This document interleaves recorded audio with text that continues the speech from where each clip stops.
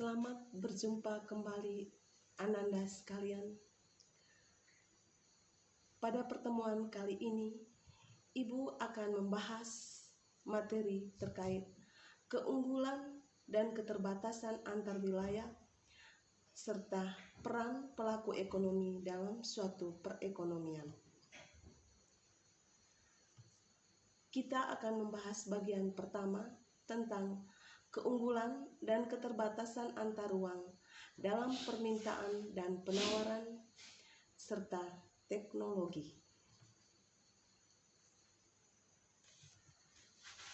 Adapun tujuan pembelajaran kali ini antara lain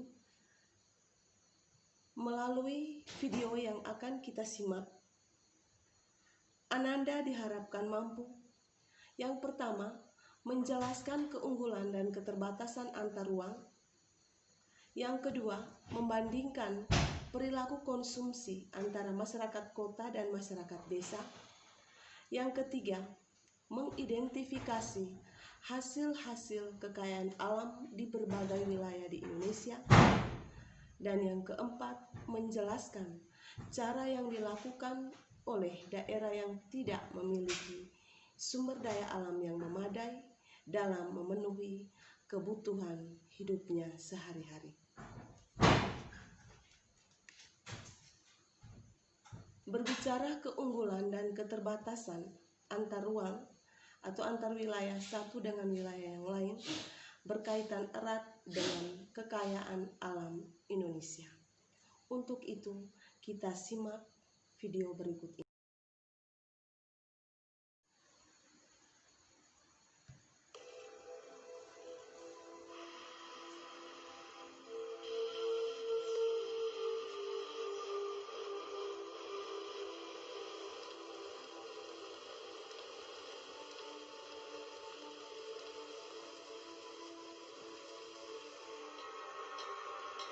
Indonesia terletak di lintasan garis khatulistiwa yang membentang dari Sumatera, Kalimantan hingga Papua.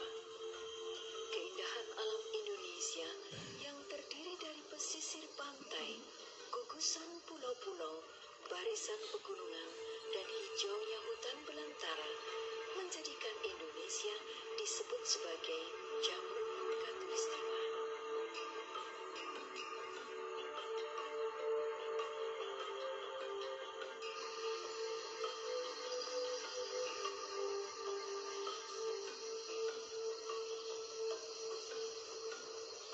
Keragaman hutan Indonesia merupakan rumah bagi berbagai kehidupan yang ada di dalamnya.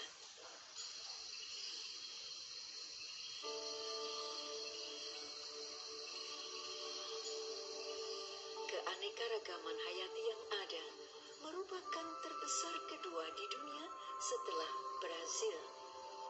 Dari seluruh keanekaragaman hayati tersebut, 10% spesies tanaman, 12% spesies mamalia, 16% spesies reptilia dan amfibi, dan 17% spesies burung tumbuh dan besar secara alami di belantara hutan Indonesia. Banyak dari spesies tersebut bersifat endemik, yaitu hanya dapat dijumpai di Indonesia.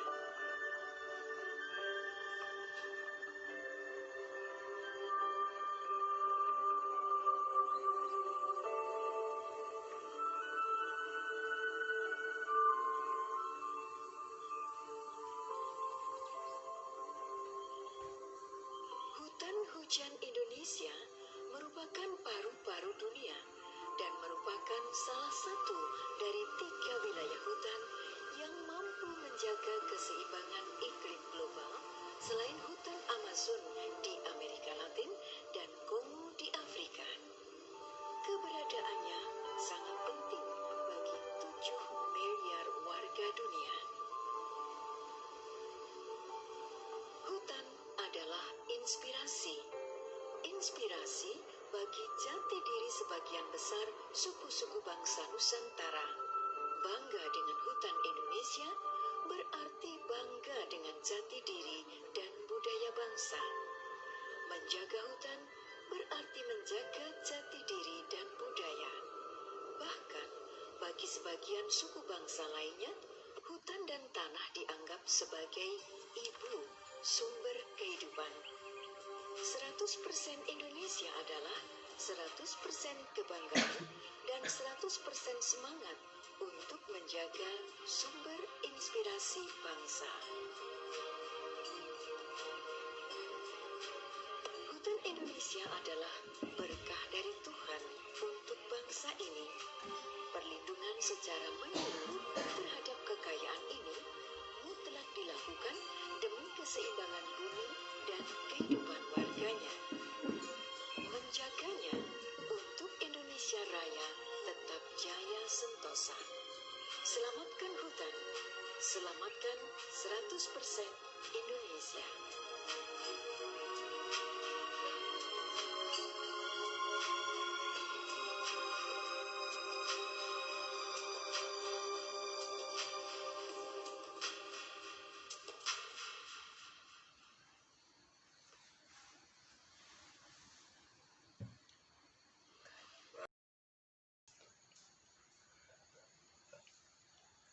Sebagai insan Tuhan, patutlah kita mengangkat hati bersyukur kehadirat Tuhan atas anugerah yang diberikan berupa alam yang indah dengan kekayaan yang beraneka ragam.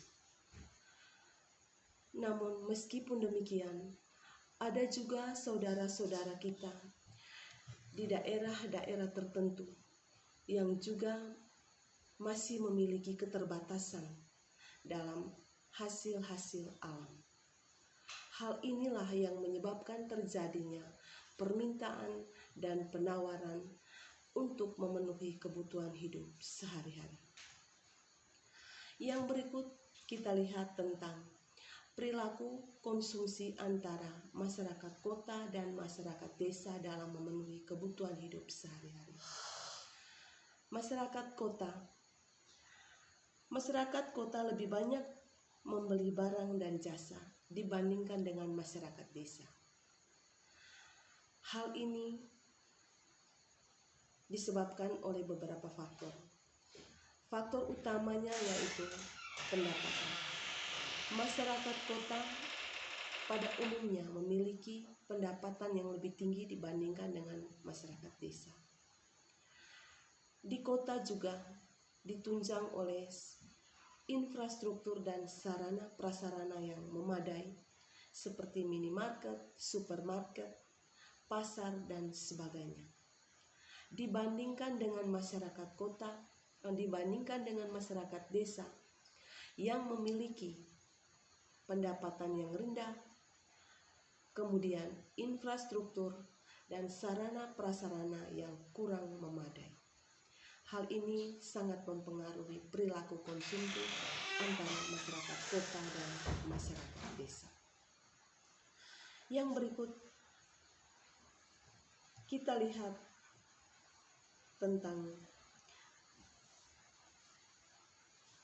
hasil-hasil alam di berbagai wilayah di Indonesia. Untuk hasil-hasil atau perbandingan antara hasil-hasil di wilayah Indonesia bisa kita lihat pada tabel berikut ini. Anak-anak juga bisa memperhatikan tabel pada buku siswa halaman 140 dan halaman 141. Pada tabel itu, tabel tentang sumber daya alam dan persebaran di wilayah Indonesia.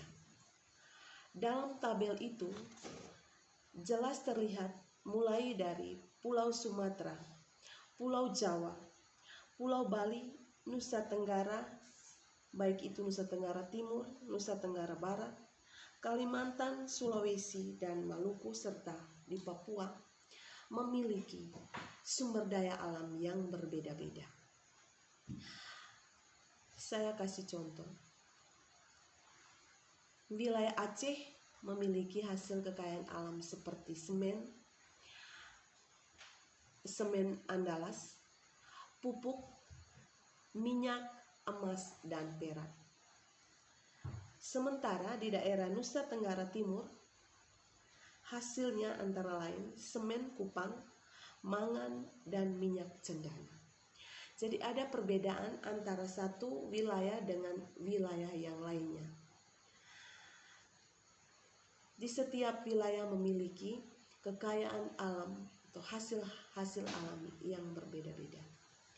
Perbedaan inilah yang menyebabkan terjadinya aktivitas perdagangan untuk memenuhi kebutuhan sehari-hari yang kita kenal dengan nama permintaan dan penawaran.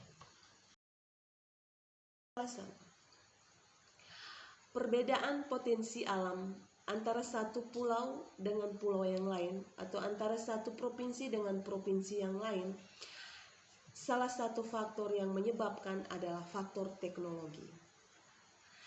Di daerah yang memiliki teknologi yang lebih canggih, yang lebih modern, hasil-hasil yang dimiliki pun pasti lebih banyak dibandingkan dengan daerah-daerah yang masih menggunakan teknologi manual. Saya kasih contoh. Dalam bidang pertanian, di daerah yang memiliki teknologi pertanian yang sudah maju atau yang sudah memadai dengan menggunakan teknologi mesin, dengan menggunakan pupuk, teknologi-teknologi yang terbaru, sistem pengairan yang lebih modern. Faktor-faktor inilah yang menyebabkan hasil-hasil pertanian di daerah itu sangat meningkat, memiliki hasil yang lebih bagus, lebih banyak, ketimbang daerah-daerah yang masih mengandalkan tenaga manual, seperti tenaga manusia dan juga tenaga alam.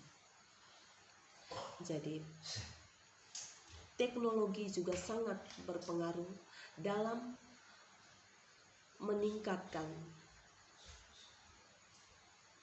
penawaran, permintaan dan penawaran untuk memenuhi kebutuhan hidup sehari-hari. Materi yang saya bawakan pada kesempatan hari ini sampai di sini. Nanti mungkin sebentar ada pertanyaan ataukah ada hal-hal yang kurang jelas dalam penjelasan Ibu, silakan kalian menyampaikan melalui WhatsApp atau juga bisa melalui telepon. Ibu siap untuk membantu kalian. Dan materi yang Ibu kasih pada kesempatan ini bisa membantu kalian untuk menyelesaikan tugas-tugas yang sudah diberikan. Demikian materi kita pada hari ini. Semoga bermanfaat untuk Ananda sekalian. Sampai jumpa lagi. Salam sehat.